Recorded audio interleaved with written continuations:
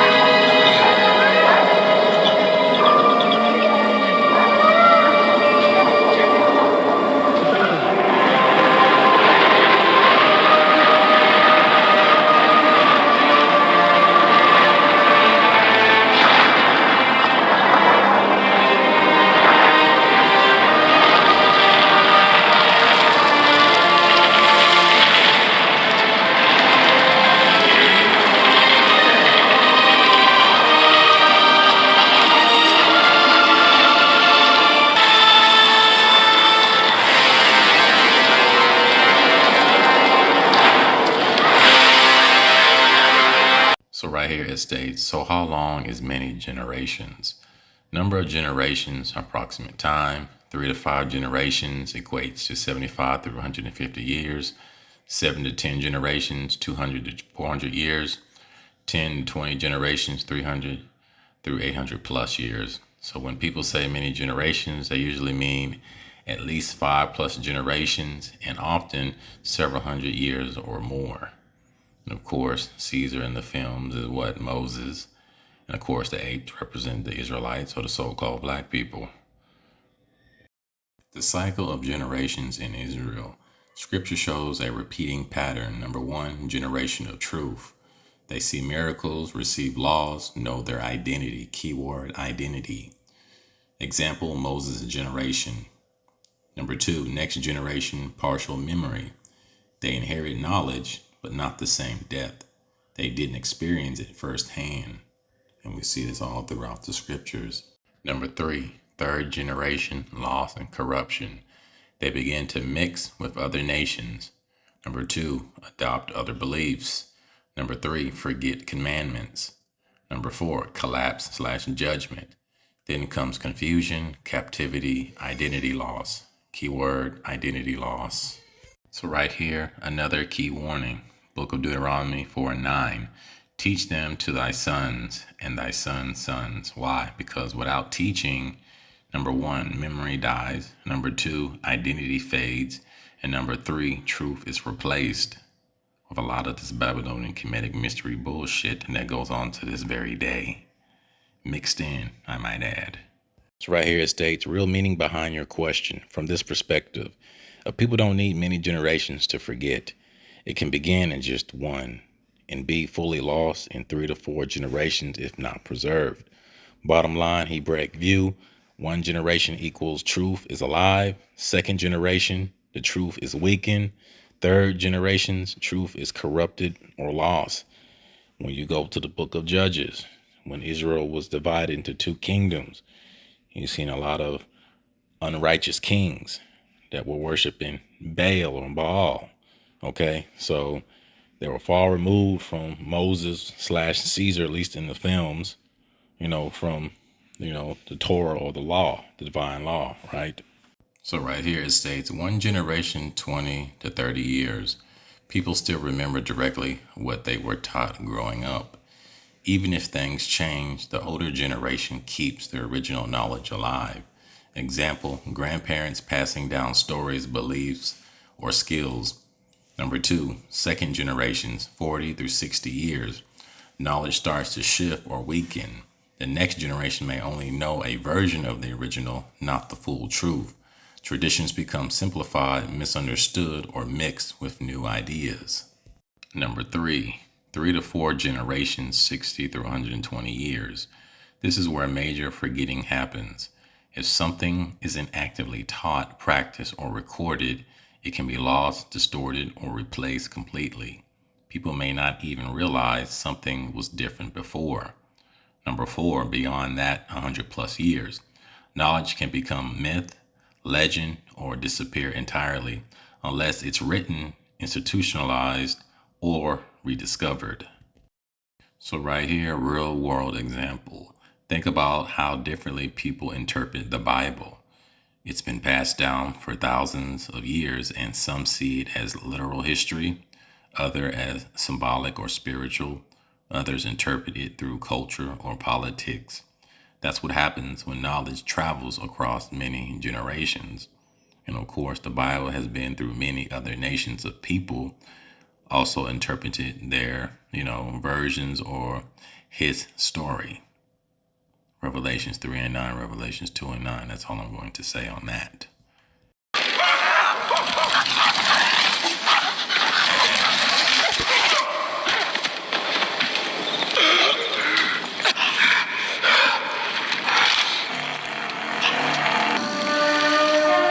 How young you are without your mask. Of this. Not mine. I am not them. Explain yourself. They killed my father. Stole my village. I follow their tracks. He was my village. They killed him. The masks.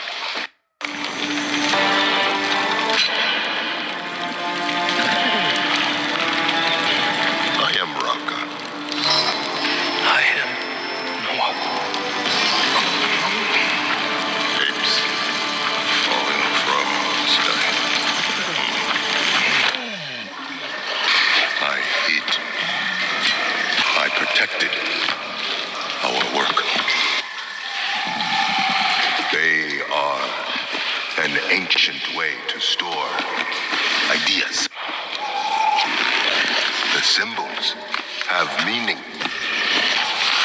Apes understood this meaning in the time of Caesar. Number 1, Caesar equals Moses' figure, lawgiver, and deliverer. Mirrors Moses. Parallels, leads his people out of bondage, establishes law, order, and identity, teaches unity, not domination. Caesar. The masks take his name. Twist his words. Hebraic pattern. After Moses died, the people kept his word at first, but over time, they lost the spirit of the law and kept only fragments. Same in the movie. Caesar's words survive, but his true meaning is gone. Who is he?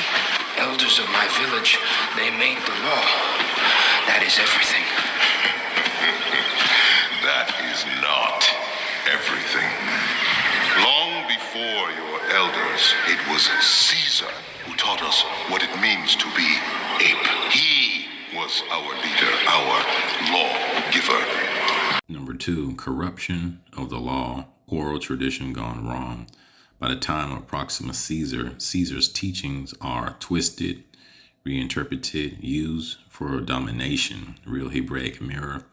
This reflects what happened when leaders added to / changed the law. Power replaced righteousness. And we see this all throughout the scriptures. So right here, like warnings in the book of Isaiah and the book of Malachi, truth wasn't removed, it was weaponized. And when you watch the film, they weaponized it, just like they do religion or the scriptures. The Bible is not a Christian book. I repeat, the Bible is not a Christian book. A book cannot be about a false religion if it's only mentioned 3 times. Apes together, strong. Ape shall not kill ape. We, the order of Caesar, follow his words to this day. We believe apes built this as a refuge for humans.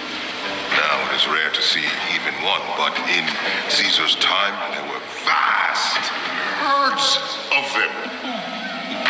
Perhaps here humans were cared for, fed, maybe even taught. What is it? Echo.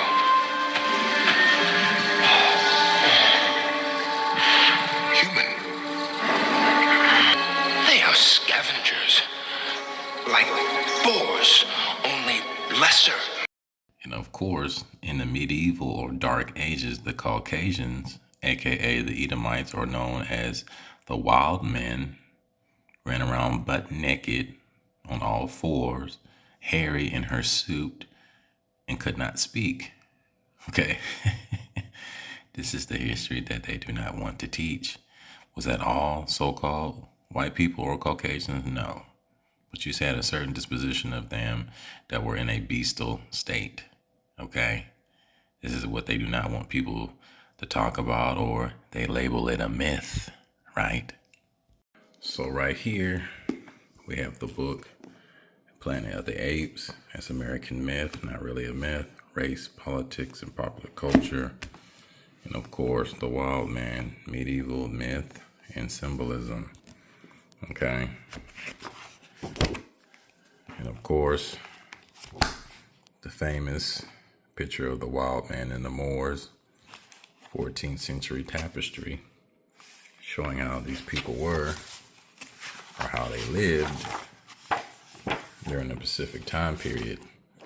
Now they teach that they were everything under the sun, being civilized. But does this person look civilized to you? They're in a bestial state. Now, who built these castles? It wasn't the Caucasian. But hey, their history, they like to say otherwise, right?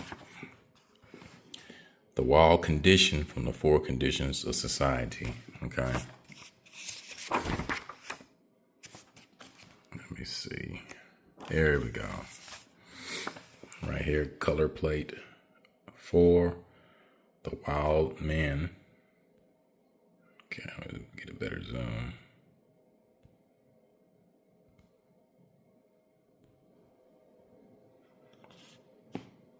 Wild men storming the Moors' castle, detail left and center sections number 14.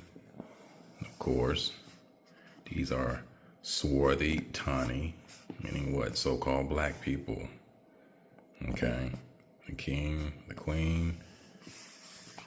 And then you have the Black Knights defending the castle, of course. And then you have the Caucasian, or the Edomites, with their diseases, trying to penetrate and take over and assimilate like they normally do. Okay. Right here, figure 11, the Wall Folk family engraving by Master BXG, Germany, 1470, Vienna, Albertina. Okay. the Caucasian, in a bestial state, hirsute, all over like a hairy garment. Okay? Humans are slow-witted, but there was a time when humans and apes lived side by side. Yes, it is a puzzle, I know. But they were important to Caesar. So they are important to me. So right here it states, bottom line, 3 to 5 generations, mostly accurate. 5 to 10 generations, distorted. 10 plus generations, transformed or lost. Right here in this book, as you can see, Planet of the Apes can be seen. Planet of the Apes can be seen as containing a double allegory regarding race. One allegory codes white humans as white humans, with Taylor as their representative, and codes black humans as apes. Okay. That's all you really need to know. A lot of this stuff is not just made up. Same thing with Spike Lee's movie, I'm Sick of Niggers. It's like I come to work. It's Planet of the Apes. I don't like being around them. They're animals. Using the phrase Planet of the Apes is more than just an ethnic slur likening African Americans to apes. Okay? So who is the Bible really talking about? It's not talking about ish people. It's talking about so-called blacks here in the Americas and scattered. Okay? More specifically, the blacks in America. Okay? The apple of his eye. That's who they're copying. The black Americans, so-called black Americans. You see it everywhere you go all around this world. Okay?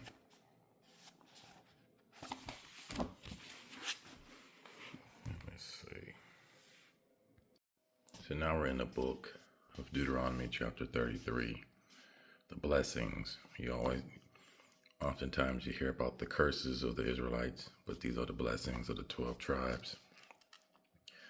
This is the blessing with which Moses, the man of the Most High, blessed the Israelites before his death. Yahweh came from Sinai and dawned from Seir upon us. He shone forth from Mount Paran. With him were myriads of holy ones, at his right a host of his own. Indeed, O favored among peoples, all his holy ones were in your charge. They marched at your heels, accepted direction from you. Moses charged us with the law as a possession for the assembly of Jacob, meaning what? Israel. Okay? The assembly is what? The church. Not the modern church, but the people. That is where the covenant is with, still to this day. It is not in these false religions. There arose a king in Jerusalem when the leaders of the people assembled. The united tribes of Israel. I repeat, the united tribes of Israel. And no, I'm not talking about the 1948 Israel. Ezekiel 37:16-17. Moreover, thou son of man, take thee one stick and write upon it for Judah and for the children of Israel his companions. Then take another stick and write upon it for Joseph, the stick of Ephraim, and for all the house of Israel his companions, and join them one to another into one stick, and they shall become one in thy hand. And we know in Hollywood they like to mock us because this is our history. I mean, we really think logically about the people, the land, even like Godfrey Higgins, one of his books. When you dig back deep into the history and archaeology and you find these artifacts, they go darker or quote unquote black. Ancient peoples. Anything ancient denotes to an ancient or dark skinned, swarthy people. My favorite black Jew of all time is actually Moses, which most people don't think he was black, but I blame that on Hollywood, because who did Hollywood cast to play Moses in the Ten Commandments movie? Charlton Heston. So now when we think about Moses, we think of a big old strong white dude. But let's really talk about Moses. Moses lived millennia ago when people were way smaller. He was born in Egypt, which is North Africa. Moses wasn't a big strong white dude, Moses was a tiny black dude. What the two sticks represents. Number 1, Judah represents the kingdom of Judah, Judah, Benjamin, and Levi. Stick 2, Joseph, Ephraim, represents the northern kingdom of Israel, often called Ephraim. Or in case of the New Testament, the Gentiles of the New Testament is describing the northern kingdom, those that were scattered. May Reuben live and not die out, even though his numbers are few. Verse 7, and he said of Judah, O Lord, give heed to Judah and bring him to his people. Strengthen his hands for him and be a help against his adversaries. Okay? Think he meant kill him.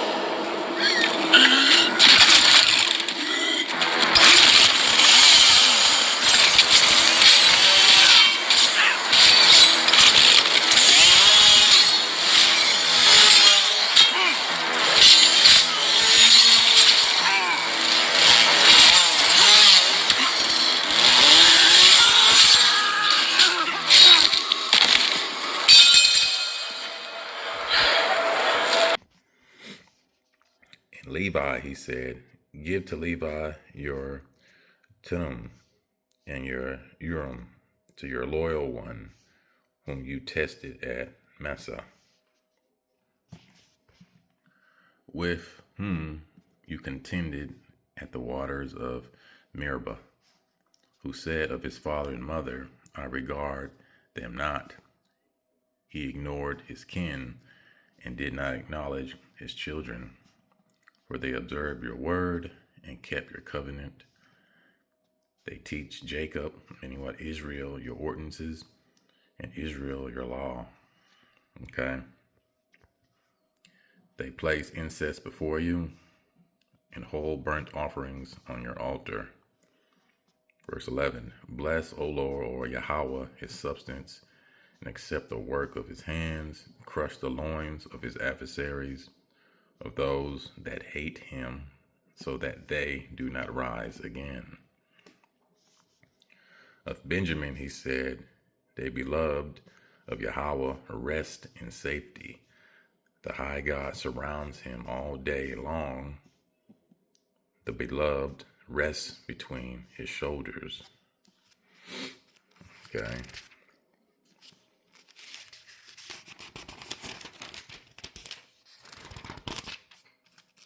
Pages get sticky sometimes. I don't know why. And of Joseph, he said, blessed by the Lord Yahweh be his hand or his land with the choice gifts of heaven above. Let's read that again.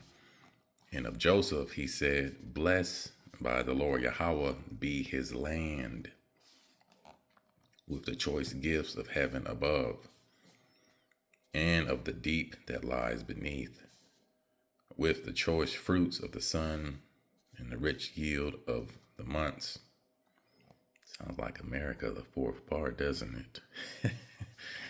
Everybody wants to come over here. With the finest produce of the ancient mountains and the abundance of the everlasting hills, with the choice gifts of the earth and its fullness, and the favor of the one who dwells on Sinai. Let these come on the head of Joseph, on the brow of the prince among his brothers. A firstborn bull, majesty is his. His horns are the horns of a wild ox. With them he gores the peoples, driving them to the ends of the earth. Such are the myriads of Ephraim, such the thousands of Manasseh. And of Zabulon he said, rejoice, Zabulon, in your going out, and Issachar in your tents. They call peoples to the mountain. There they offer the right sacrifices, for they suck the affluence of the sea and the hidden treasures of the sand. And of Gad he said, blessed be the enlargement of Gad. Gad lives like a lion. He tears at arm and scalp. He chose the best for him, for there a commander's allotment was reserved. He came at the head of the people. He executed the justice of Yahweh and his ordinances for Israel. And of Dan he said, Dan is a lion's whelp that leaps forth from Bashan. And of Naphi he said, O Naphi, stated with favor, full of the blessings of Yahweh, possesses the west and the south. And of Asher he said, most blessed of sons be Asher. May he be the favorite of his brothers, and may he dip his foot in oil. Your bars are iron and bronze, and as your days, so is your strength. There is none like the Most High, O Yashar'el, who rides through the heavens to your help. Majestic through the skies, he subdues the ancient gods. Okay. Shatters the forces of old. He drove out the enemy before you and said, destroy. So Israel lives in safety. Untroubled is Jacob's abode in a land of grain and wine, where the heavens drop dew down, where the heavens drop down dew. Happy are you, O Israel, who is like you, a people saved by Yahweh, the shield of your help. Keyword shield, when we are obedient, and the sword of your trump. Your enemies shall come fawning to you. Okay? And these are the blessings. Now, okay, of course, this Oxford has the Apocrypha. Now this is you've probably heard this plenty of times, but this is a future prophecy that the Israelites would, after generations, would lose their knowledge, their heritage. It only takes a couple of generations for people to forget. No different than today. So now we're in the book of Baruch. So we've seen the blessings that Moses put on the Israelites, the 12 tribes. Now, this will happen because of disobedience and captivity and loss of knowledge through generations. We'll start at verse 27. Yet you have dealt with us, O Lord our God, in all your kindness and all your great compassion, as you spoke by your servant Moses on the day when you commanded him to write your law in the presence of the people of Israel, saying, if you will not obey my voice, this very great multitude will surely turn into a small number among the nations, where I will scatter them. For I know that they will not obey me, for they are a stiff-necked people. Bottom line, esoterically, this film is about a fallen people rediscovering who they are after generations of deception, captivity, and lost truth. Now, this describes the so-called black people, especially in the Americas, to a T. Bottom line, deep meaning. Kingdom of the Planet of the Apes is an allegory of a chosen people who lost their identity, fell under false rulership, and are beginning to awaken again. Final breakdown, straight to the point. Apes equals Israel or the Negroes, lost identity. Caesar's teaching, original truth / law. Proxima Caesar, false leaders, using truth for control. Noah, awakening remnant. Eagle, spiritual rise / renewal. Captivity, Deuteronomy 28 curses. Ruins, scattered, fallen kingdom. So there you go. But in the land of their exile, they will come to themselves. I repeat, but in the land of their exile, they will come to themselves. Meaning what? They will remember who they are. Okay? So many generations, people lose identity, knowledge, and wisdom, oral traditions, right? And know that I am the Lord their God. I will give them a heart that obeys, keyword obeys, because not all the Israelites are going to obey or adhere or come back. You still got a lot of our people that don't believe that they're the people of the book, unfortunately. In ears that hear, they will praise me in the land of their exile and will remember my name and turn from their stubbornness and their wicked deeds. For they will remember the ways of their ancestors who sinned before Yahweh. I will bring them again into the land that I swore to give to their ancestors, to Abraham, Isaac, and Jacob, and they will rule over it. So,